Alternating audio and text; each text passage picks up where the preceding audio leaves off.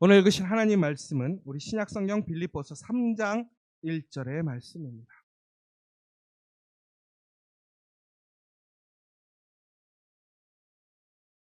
다 찾으셨으면 우리가 함께 같이 한 목소리로 같이 봉독하도록 하겠습니다. 끝으로 나의 형제들아, 주 안에서 기뻐하라. 너희에게 같은 말을 쓰는 것이 내게는 수고로움이 없고 너희에게는 안전하니라. 아멘. 제가 예전에 Big God, Small Me라는 어떤 한 유명한 목사님의 설교 시리즈를 듣게 되었습니다. 오늘 제가 오늘부터 그 설교에 대한 내용들을 같이 좀 나눴으면 좋겠다라는 생각이 있었습니다. 여러분, 우리는 하나님이 얼마나 큰지를 우리는 너무나 쉽게 잊어버리고 삽니다. 내가 살아가는 동안 내 앞에 생기는 여러 가지 문제와 어려움들, 혹은 내가 중요하게 생각하는 것들이 어느 때는 하나님보다 더 커 보이고 또한 하나님이 보이지 않을 때가 있습니다. 여러분, 그러나 기억하시기 바랍니다. 어떠한 목사님도 종교 지도자도 여러분을 구원할 수는 없습니다. 또한 여러분의 착한 행동도 여러분을 구원할 수 없습니다. 그리고 여러분의 가족도 여러분을 구원할 수 없습니다. 더 나아가서 여러분이 가지고 있는 재산이나 지식 또한 당신을 구원할 수 없습니다. 열정은, 용기는 여러분을 구원할 수 없습니다. 그러나 오직 예수님만이 우리를 구원하실 수 있습니다. 그런데 우리는 항상 그 예수님이 우리의 구원자임에도 불구하고 우리는 다른 곳에서 안식과 해답을 찾으려고 합니다. 그러나 전국에는 우리는 주님께 돌아올 수밖에 없습니다. 그런데 놀라운 것은 바로 예수님은 오늘 여러분을 수용하시고 사랑하시기로 결정하셨습니다. 오늘 이 시간 여러분에게 그 은혜가 다시 한번 임하기를 간절히 소망합니다. 여러분, 2024년 여러분에게 가장 중요한 것은 무엇입니까? 여러분, 그런데 그것을 지키실 수 있습니까? 여러분, 2024년 여러분에게 가장 큰 어려움과 해결해야 될 선결 문제는 무엇입니까? 여러분, 그거 해결하실 수 있습니까? 다시 한번 말씀드리지만 그 누구도 그것을 해결해 줄 수 없습니다. 여러분을 도와줄 수 없다는 것입니다. 그러나 예수님만은 여러분을 도우실 수 있습니다. 예수님은 우리를 구원해 주실 수 있다는 것입니다. 여러분, 우리는 하나님이 창조하신 세상에서 살아가고 있습니다. 이 세상에 그 어떤 것도 하나님의 손길이 거치지 않은 것이 없습니다. 그런데 우리는 항상 하나님을 잊어버리고 삽니다.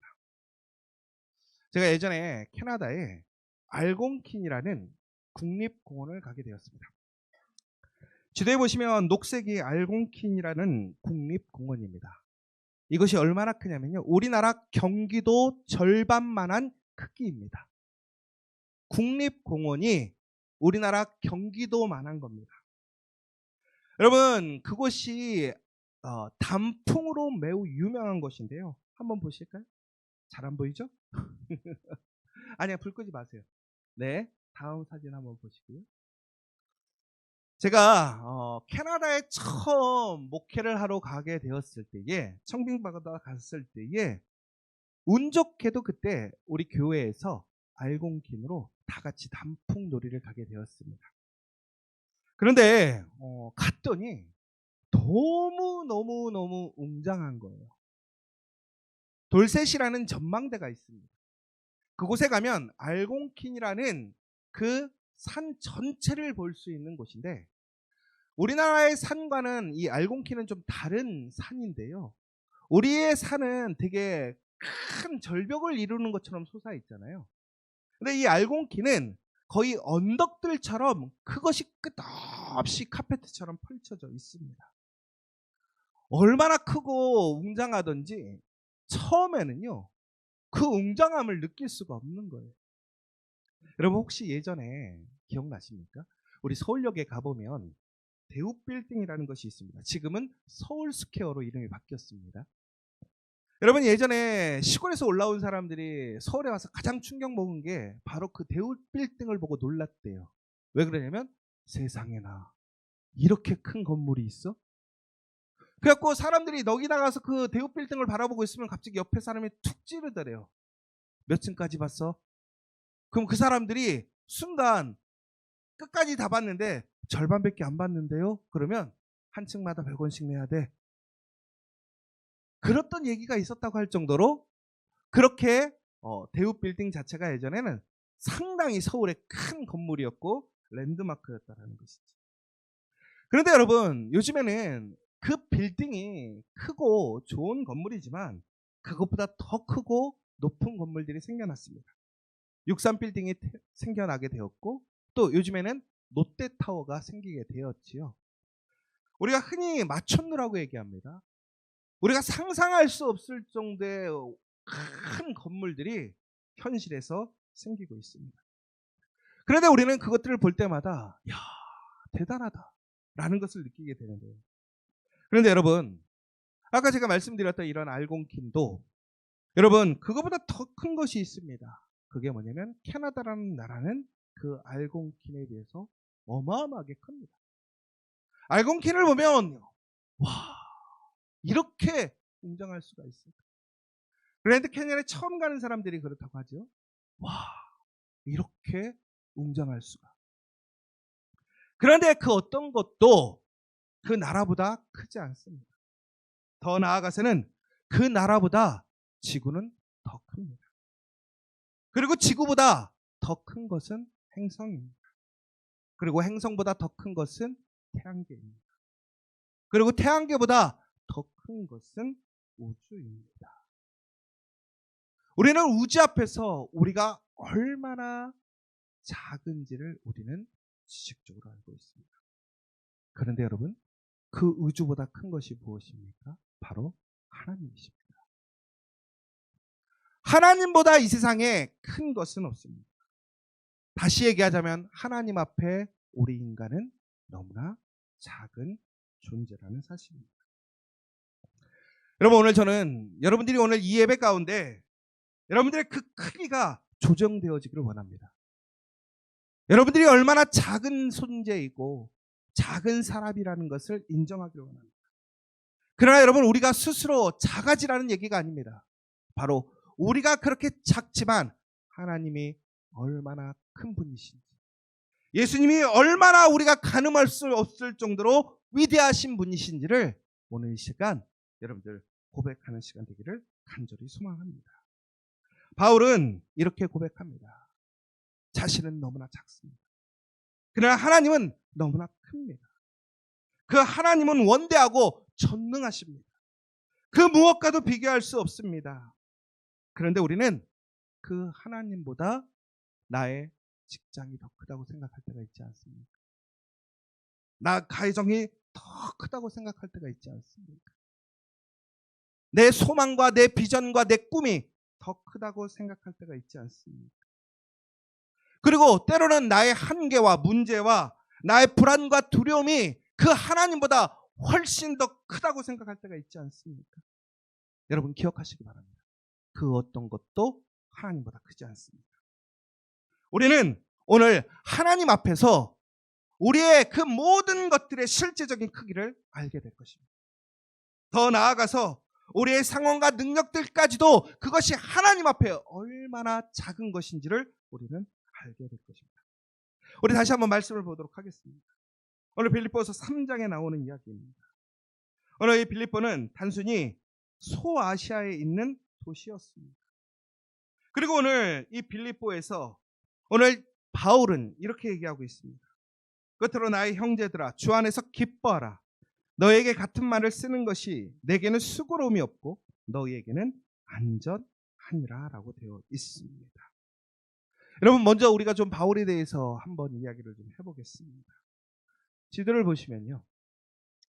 바울은 다소라는 곳에서 태어난 사람입니다. 다소라는 곳이 지금 어디냐면 터키에 있는 지역입니다. 그 전 거 보시면. 그런데 이 바울은 다소에서 태어나서 예루살렘에서 성장하게 되었습니다. 그리고 다음 넘어가시고, 바울은 추후에 이제 로마 시민권을 얻게 되고, 이제 오늘 보시는 것처럼 지중해 근해에서 상당히 많은 활약을 하다가, 우리가 저 끝에 보이는 로마가 보이십니까? 장아같이 생긴 오른쪽 끝에 로마에서 결국에는 죽게 됩니다. 여러분, 당시 시민권은 아무나 가질 수 없었습니다. 왜 그러냐면 로마의 시민권은 투표권을 갖게 되는 권리를 가졌기 때문에 아무나 로마의 시민이 될 수 없었습니다. 따라서 바울은 그 시대에 매우 영향력 있는 가정에서 태어났고 부유한 가정의 출신일 거라고 생각하고 있습니다. 그는 또한 많은 사람들의 어떤 그냥 삶의 모습 속에서 살아온 것이 아니라 그는 최고의 교육을 받았었고, 또한 가장 최고의 율법적인 훈련과 조건 속에서 자라나게 되었습니다. 그리고 또한 바울은 천막을 지을 수 있는 능력이 있어서 그는 어떠한 일을 하더라도 누군가에게 손을 벌리지 않고 자기의 삶을, 생계를 유지할 수 있는 또한 능력까지도 보유하고 있던 사람이었습니다. 그런데 바울은 전국에는 나중에는 율법적인 종교적인 열심을 갖는 사람이 되게 됩니다. 그래서 나중에 예수님을 믿는 사람들을 학대하게 되었고, 또한 예수님을 믿는 사람들을 잡아다가 감옥에 갖추고, 또한 그 사람들을 괴롭히는 일들을 열심으로 했던 사람이기도 했었습니다. 그런데 그는 전국에는 무엇이라고 생각했냐면 그가 믿고 있는 그 종교, 유대교가 가장 큰 것이라고 그는 믿고 살아왔었습니다. 그러다 그는 다메섹에서 예수님을 만나게 됩니다. 그러면서 그가 지금까지 생각했던 모든 것들이 작았음을 그는 고백하게 됩니다. 바울은 열심히 봉사하는 사람이었습니다. 단순히 예배자가 아니라 그 당시에 성전에서 일하는 일꾼이었습니다.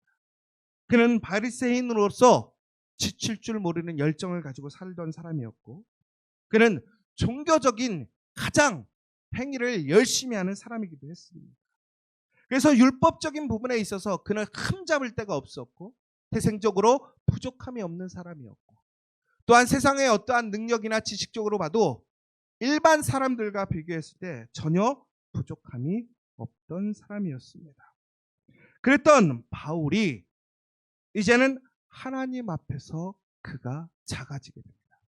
그리고 그가 얼마나 부족한 사람인지를 깨닫게 됩니다. 여러분, 바울의 본명은 사울이었습니다. 그런데 그가 참 진리이고 생명이신 예수님이 아닌 그는 종교라는, 율법이라는 그 테두리에 갇혀서 그것을 가장 큰 것으로 오해하고 살았습니다. 그리고 그곳에서 열심을 다해서 살아가고 있었습니다. 그런데 여러분, 기억하시기 바랍니다. 우리가 신앙생활을 한다 할지라도, 우리가 교회를 다닌다고 할지라도, 우리가 기독교인이 된다고 할지라도 그것 자체가 우리를 구원해 주지 않는다는 사실입니다. 오늘 우리가 이 자리에서 예배를 드리고 있지만 우리가 그것으로 구원을 받는 것이 아니라는 사실입니다. 여러분, 바울보다도 열심히 신앙생활하는 사람이 있습니까? 바울보다도 우리가 생각하는 교회의 그러한 삶에, 그 생활에 열심히 참여하는 사람이 있습니까? 바울보다 기도 열심히 하는 사람이 있습니까? 바울보다 말씀을 열심히 묵상하고 공부하는 사람이 있습니까? 바울보다 헌금 많이 하는 사람이 있습니까? 바울보다 더욱더 열심히 전도하는 사람이 있습니까? 그 종교적인 그 주장을 지키기 위해, 그것을 전파하기 위해 그렇게 열심히 살아가는 사람이 있습니까? 여러분, 그런데 오늘 빌립보서 3장 1절에 이렇게 바울은 얘기합니다. 마침내 내 형제들아, 주님 안에서 기뻐하십시오. 다시 얘기하자면 바울은 지금까지 그가 믿고 그가 알고 가장 크다고 생각했던 종교가 그를 구원해 줄 거라고 믿어왔는데 그것이 그 자신을 구원할 수 없음을 알게 되었다는 것입니다. 전국에는 그를 구원할 수 있는 것은 무엇이냐? 오직 예수 그리스도밖에 없다는 것입니다. 왜 그렇습니까? 그가 지금까지 믿고 따라왔던 종교보다 그 유대주의의 율법보다 바로 예수님이 더 큰 분이시기 때문에 그렇습니다.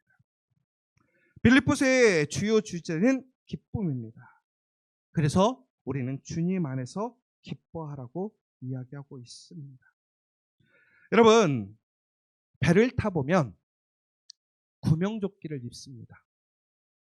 비행기를 타보면 응급 상황에서는 우리가 어떻게 해야 되는지 설명을 해줍니다. 그런데 놀랍게도 그 설명은 여러분 비행기 타보시면 변화된 것이 없습니다. 그 구명조끼는 변화된 것이 없습니다.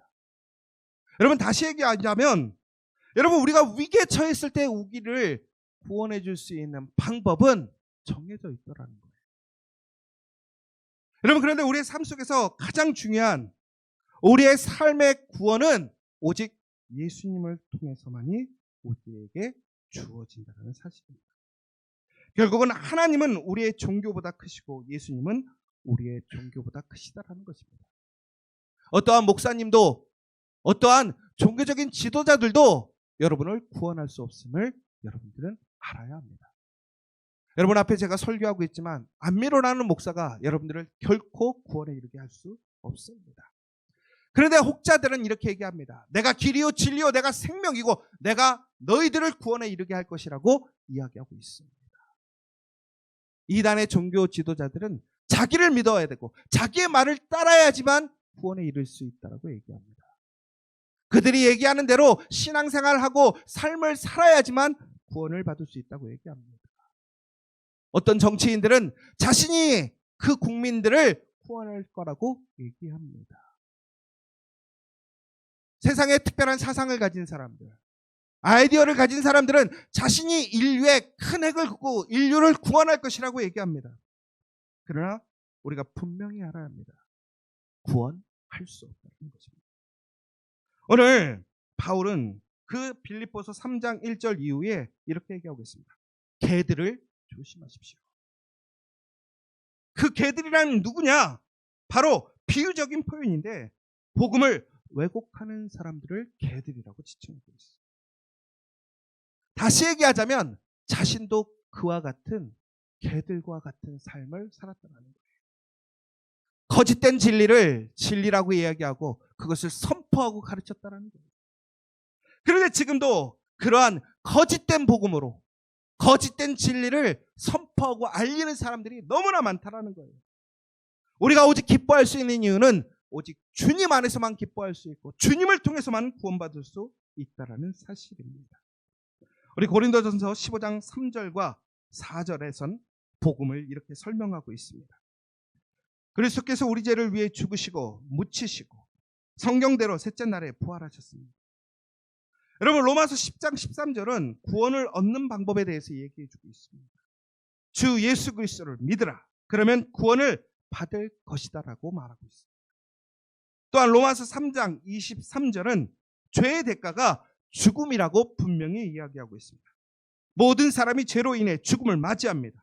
이것은 육체로 죽음뿐만 아니라 영적 죽음, 하나님과의 분리를 의미한다고 얘기하고 있습니다. 마지막으로 또한 고린도후서 5장 21절은 복음에 대해서 이렇게 설명하고 있습니다. 예수 그리스도께서 우리를 위해 죄가 되셨습니다. 그분은 죄를 모르셨지만 우리가 하나님 안에서 의로워지기 위해 죄가 되셨습니다. 이것이 바로 복음의 핵심입니다. 여러분 복음은 두 단어로 요약된다고 합니다. 바로 대속적 속죄입니다. 여러분 혹시 들어보셨죠? 대속적 속죄. 이 이야기가 무엇이냐? 대속적이라는 것은 뭐냐면 바로 당신의 자리에서라는 의미입니다. 속죄라는 것은 무엇이냐? 지불되었다라는 것입니다. 그러면 무슨 얘기입니까? 대속적 속죄라는 것은 당신의 자리에서 지불되었다라는 것입니다. 바로 예수님께서 우리의 대속적인 속죄로 오셨다는 것입니다. 우리의 죄가 있기므로 우리는 하나님과 분리되었고 우리는 심판에 이르고 우리는 죽음에 이를 수밖에 없었습니다. 그 죄를 우리는 감당할 수가 없었습니다. 해결할 수 없었다라는 것이죠.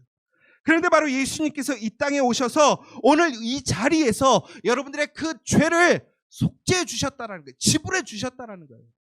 그러므로 우리는 오늘 다시 하나님의 자녀가 될 수 있는 것입니다. 여러분, 오늘 이렇게 바울은 얘기합니다. 개들을 조심하십시오. 그 개들은 여러분들에게 가장 큰 하나님을 바라보는 것을 막습니다. 예수님이 우리에게 가장 큰 분임에 또 불구하고 우리는 그것을 기억하지 못하고 바라보죠. 사랑하는 여러분, 오늘 우리는 다시 한번 기억해야 합니다. 오직 예수님만이 우리의 구원자 되신다라는 사실입니다. 여러분, 그런데 오늘 우리가 다시 한번 하나님의 말씀을 같이 볼 내용이 있습니다. 뭐냐면 마가복음 5장 21절에서 43절의 내용인데요.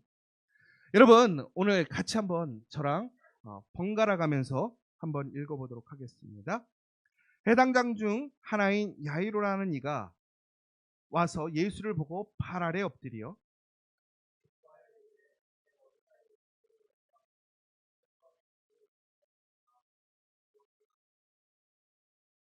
이에 그와 함께 가실새 큰 무리가 따라가며 에워싸 밀더라.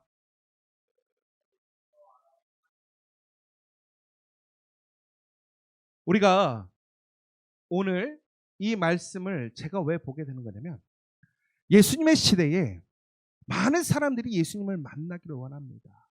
왜 그러냐면 지금까지 그들이 믿고 그들이 의지하며 살아왔던 그 모든 것들이 그들을 구원해 줄 수 없었습니다.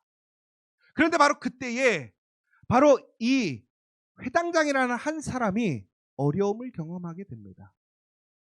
여러분, 그런데 이 회당장이라는 사람은 누구냐면 바로 우리가 율법을 행하는 교회의 장이라는 것입니다. 율법을 가르치는 사람이고 율법을 지키도록 알려주는 사람이라는 거예요. 종교의 신봉자입니다. 바울과 같은 사람입니다. 그런데 오늘 그의 딸이 아팠습니다. 12살 되었던 딸이 아프게 되었습니다. 여러분, 이 사람은 종교적으로 부족함이 없는 사람입니다. 철저히 그가 믿는 그 믿음의 삶을 지켜갔던 사람이고 윤리적으로 도덕적으로 부족함이 없던 사람이고 그는 지식적으로 항상 그 지적인 것을 추구했던 사람입니다. 그런데 그가 문제를 경험합니다. 그의 딸이 아프기 시작한 거예요. 그런데 그의 딸을 고칠 수 없습니다. 윤리적으로 가장 완벽하게 종교적으로 가장 성실하게 살았음에도 불구하고 오늘 그에게 문제가 생겼는데 그는 그 문제를 해결할 수 없었어요. 그런데 유대인들이 거부하고 인정하지 않은 예수님이 그 지역에 오셨어요. 그런데 이 회당장은 가장 크다고 믿었던 그의 종교적인 그의 모든 것들을 내려놓고 예수님을 만나러 갑니다. 왜 그렇습니까? 예수님을 만나면 고칠 수 있다라고 믿었습니다. 여러분, 우리가 지금까지 믿어왔던 모든 것들이 거짓입니다. 오직 예수님만이 진짜이고 예수님만이 생명이고 예수님만이 능력이었다는 거예요. 여러분, 왜 예수님이 야이로 회당장의 딸을 고쳐주셨을까요? 그가 예수님을 찾아왔을 때 왜 예수님은 그에게 반응하셨을까요? 그 당시에 그 사람이 회당장이어서? 그 사람이 율법을 잘 지켜서? 종교적으로 아주 성실하게 열정을 가진 사람이어서? 아니에요. 오늘 예수님이 그 회당장 야이로의 딸을 구해주러 움직이시게 된 이유는 뭐냐면 바로 그 야이로의 딸이 죽게 되었기 때문에 그래요. 오늘 예수님이 야이로의 딸에게 예수님께서 친히 가셔서 그가 죽었음에도 불구하고 그를 다시 살리신 역사가 일어나게 되는데, 그런데 예수님께서 그 야이로의 딸에게 가셨던 이유는 그가 회당장이어서가 아니라는 거예요. 그가 윤리적으로 완벽해서가 아니고 종교적으로 열심을 가져서가 아니라는 거예요. 그가 문제를 경험했기 때문에 그렇다는 거예요. 그가 예수님께 찾아왔기 때문에 그렇다는 거예요. 여러분, 그런데 오늘 이 이야기 중간에는 갑자기 뜬금없이 혈루증을 앓는 여인에 대한 이야기가 나옵니다. 이 혈루증의 여인은 12년 동안 병을 앓았습니다. 혈루증이 어떤 병이냐면 피가 멈추지 않는 병입니다. 여러분 생각해 보세요. 여러분, 여러분의 어떤 몸에 상처가 났는데 피가 멈추지 않아요. 여러분 얼마나 삶이 피곤하고 어렵겠습니까? 여러분, 그런데 12년 동안 여인이 몸 안에서 피가 멈추지 않는 거예요. 여러분, 그런데 이것은 단순히 우리의 육체적인 어려움만을 야기시키지 않습니다. 이 여인은 이것을 위해서 결국에는 어떻게 했냐면 많은 의사들을 찾아다닙니다. 그런데 무엇이라고 되어 있냐면 괴로움을 받았다라고 되어 있습니다. 그 여인은 지금까지 12년 동안 그 병을 고치기 위해 수많은 의사들을 쫓아다녔고 그 병을 고치기 위해 모든 삶의 에너지를 쏟아부었습니다. 그런데 결국에는 어떻게 되냐면 그 모든 것을 다 잃어버렸다라고. 그녀가 가진 돈도 그녀를 고쳐주지 못하고 있는 거예요. 그녀는 병을 고치겠다라는 굳센 의지가 있었지만 그 의지도 그 열정도 그녀를 치료해주지 못하고 있더라는 것입니다. 그 여인이 오늘 예수님이 그 마을에 온다는 얘기를 들었어요. 그러자 그 여인은 그 예수님이 오시는 곳으로, 그 사람들이 몰려있는 곳으로 들어가게 됩니다. 그런데 여러분, 여기서 아이러니한 상황은 뭐냐? 그 여인은 그곳에 갈 수가 없는 여인이라는 거예요. 율법적으로 그 여인은 부정한 여인입니다. 사람들과 함께해서는 안 된다라는 거예요. 이렇게 피를 흘리면 그 마을 공동체 밖으로 나가 있어야 된다는 거예요. 다시 얘기하자면 그녀는 12년 동안 마을 안에 산 것이 아니라 마을 밖에서 혼자 외로이 살고 있었다는 거예요. 그런데 그녀는 이제 모든 것을 잃어버렸어요. 그 여인은 아무에게도 얘기하지 않고 자신을 숨기고 와서 예수님 옷자락을 붙듭니다. 왜? 예수님이 자신을 응대해 주지 않을 거라고 생각합니다. 사람들 때문에 그는 예수님께 나아갈 수 없을 거라고 생각합니다. 그래서 몰래 예수님의 옷자락이라도 만지면 그녀는 나올 수 있을 거라는 믿음을 가지고 예수님께 나아가서 그 옷자락을 붙들었다는 거예요. 근데 놀랍게도 그 여인이 예수님의 옷자락을 붙들었을 때에 예수님에게서 그 능력이 그 여인에게로 흘러 들어갔다고 되어 있습니다. 여러분, 중요한 건 예수님은 몰랐을까요? 예수님이 하셨더라. 그러면 왜 예수님은 유대교에서 봤을 때, 율법적으로 봤을 때 그 부정한 여인이 예수님을 붙드는데 왜 허락하셨을까요? 여러분, 특별히 여기서 우리가 주목해야 될 것은 이 여인이 12년 동안 공동체에서 분리되었다라는 얘기는, 다시 얘기하자면 12년 동안 회당을 갔다는 얘기입니까? 안 갔다는 얘기입니까? 못 갔다는, 예배를 드리지 못했다는 거예요. 12년 동안 하나님께 제사 드리지 않고 예배 드리지 않은 불결한 여인, 죄를 해결하지 못했던 여인이 예수님께 나왔습니다. 예수님을 붙들었는데 놀랍게도 예수님은 그녀를 치유해 주셨습니다. 왜 그녀를 치유해 주셨습니까? 종교적인 활동을 잘해서? 권사의 회장이라서? 헌금을 많이 해서? 기도 모임을 잘 참여해서? 아니라는 거예요. 예수님이 그 여인에게 놀라운 하나님의 능력을 허락하신 이유는 그녀가 아프기 때문에 그렇다는 거예요. 세상의 그 어떤 것도 그 여인의 병을 고쳐줄 수 없기 때문에 그렇다. 여러분, 바로 예수님이 오신 이유가 무엇인지 아십니까? 바로 우리에게 그 예수님이 우리의 문제를 해결해 줄 수 있는 생명의 근원이라는 사실이에요. 그것을 우리에게 알려주시기 오셨다. 여러분, 오늘 예수님이 오늘 이 자리에 우리에게 오셨다는 것은 우리가 얼마나 종교적으로 못 살았고 우리가 하나님 앞에 성실히 살지 못했는가를 우리가 하나님 앞에 정죄받기 위해 오신 것이 아니라는 거예요. 우리가 종교 생활을 잘한다고 해서 구원받는 게 결코 아니라는 거예요. 예수님을 믿으면 구원받을 수 있다는 거예요. 오늘 이곳에서 나는 비록 지금까지 믿음의 생활을 올바로 살지 못했지만 그럼에도 내가 오늘 예수님을 믿고 예수님의 도움을 구하러 이 자리에 나왔다면 오늘 여러분은 그 예수님의 은혜에 참여할 수 있는 것입니다. 여러분, 오늘 이 자리에서 예수님 만나는 것을 포기하시겠습니까? 여러분, 예수님을 만나지 않아도 죽고 예수님을 만나도 방법이 없다고 생각한다면 여러분 포기해 버리시겠습니까? 아니에요. 예수님은 그 어떤 것보다 크신 분입니다. 예수님을 만나면 해결됩니다. 예수님을 만나면 구원받습니다. 예수님을 만나면 살아납니다. 우리가 왜 40일 기도를 합니까?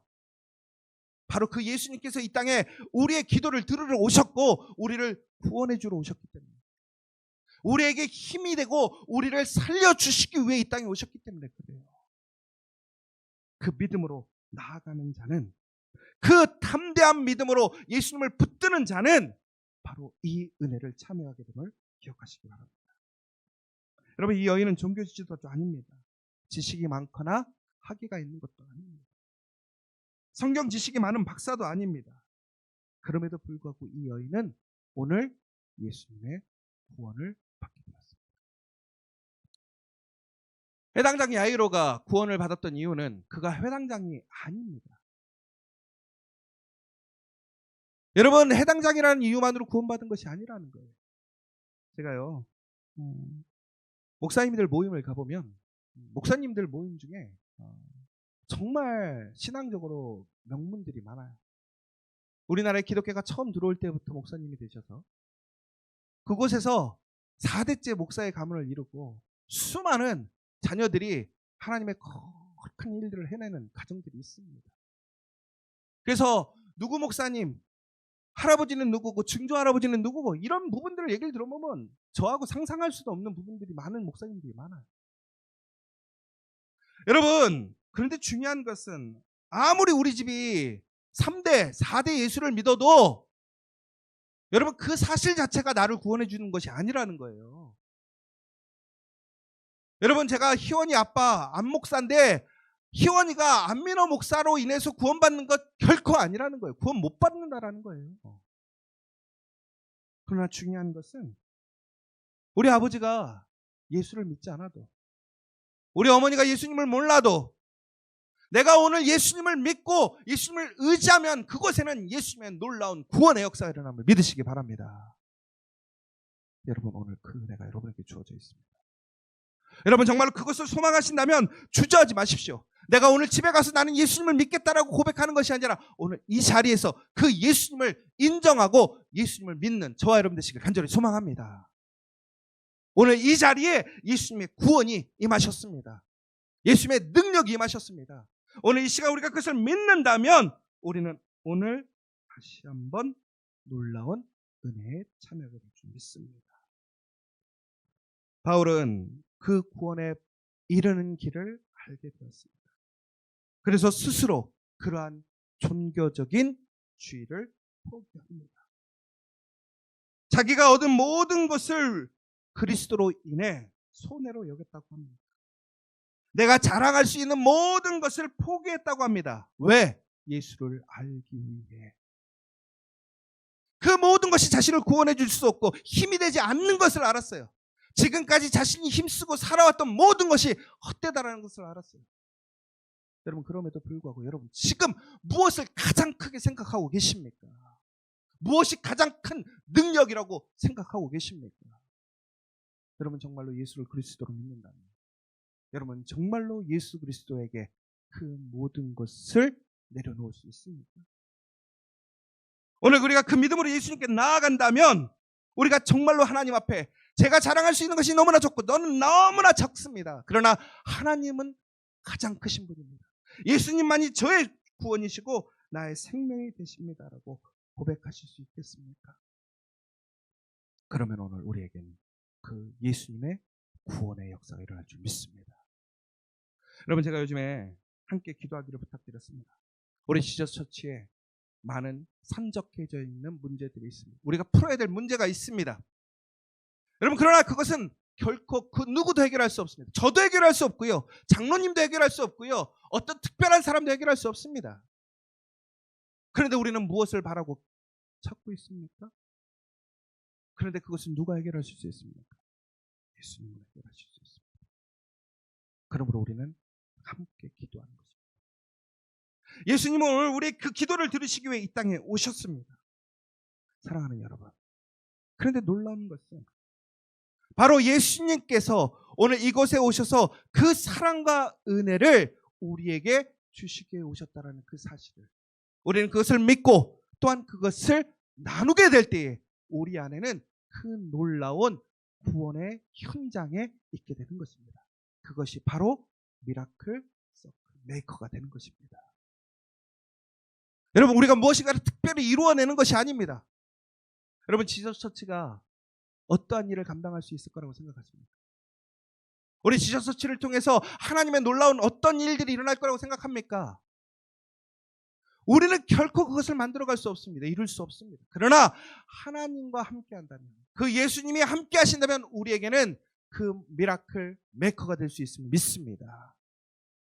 여러분의 가정을 여러분들이 구원하실 수 있습니까? 살릴 수 있습니까? 여러분의 꿈과 비전을 여러분들이 세워가고 만들어갈 수 있습니까? 아닙니다. 그러나 예수님을 믿는다면, 예수님께 맡긴다면, 예수님을 따라가게 된다면 그곳에 놀라운 생명이 시작될 줄 믿습니다. 사랑하는 여러분, 하나님은 크십니다. 나는 작습니다. 이것은 우리에게 하나님과 나의 그 구별을 짓는 크고 작음을 나타내는 이유가 아니라 바로 하나님의 사랑이 얼마나 큰지, 하나님이 나를 책임지시고 나를 지키시는 그 약속이 됨을 우리는 믿어야 될 줄 믿습니다. 나는 할 수 없지만 예수님은 하실 수 있습니다. 그 회당장은 그 모든 것을 내려놓고 예수님께 나아갔습니다.